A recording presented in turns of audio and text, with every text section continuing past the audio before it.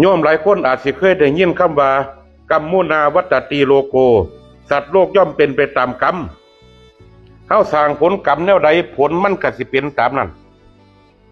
คันเฮาเฮ็ดซัวผลมันก็สิซัว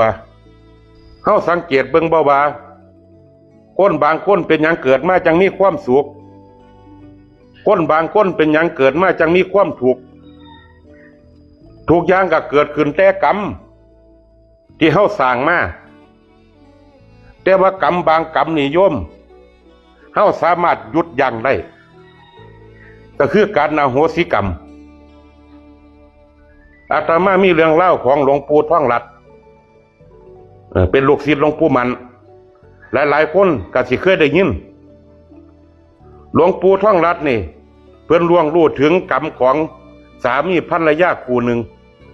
ซึ่งสองผัวเมียนี่ฆ่ากันมาแต่ว่าจักภพจักชาติบ่จบบ่สิ้นเราก็เลยเดินทางเพื่อไปซอยเหลือไปปักกฏอยู่กลางป่าผู้ผัวนี่ทำงานหาเงินส่งให้เมียแต่ว่าผู้เมียนี่เอาไปปนเปื้อผู้ใส่เอาไปให้สู้บ่คันโดนผู้ผัวก็ฮู้จักสิมานำฆ่าเมียแต่ว่าเมียนี่ฮู้จักทันก็เลยแล่นหนีไปกับสู้ผู้ผัวนี่ย่างนำหาเมีย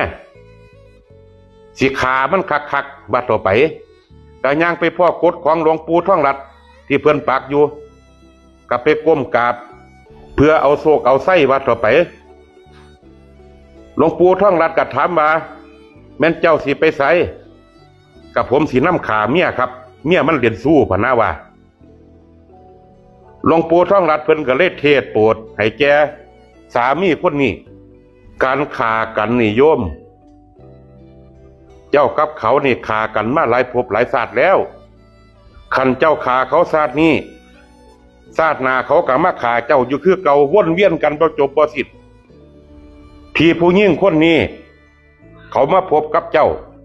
แล้วเขาก็เบิดใจจากเจ้าก็แสดงว่าเขาได้เบิดกรรมจากเจ้าแล้วก็คือบ่มีหยังต่อกันแล้วและเจ้าสิไปหอบไปอุ้มไม่เฮ็ดหยังชู้ของเราก็คือสามีในอดีตชาติของเราคือกันมาพบพ่อกันหลวงพ่อสิแนะนำให้เจ้าหยุดเจ้าสิหยุดบ่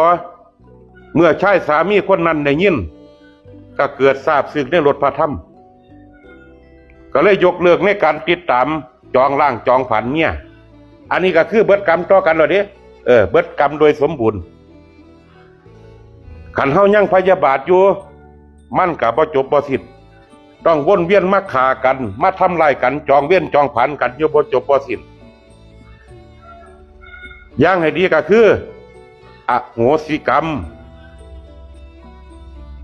เจริญพร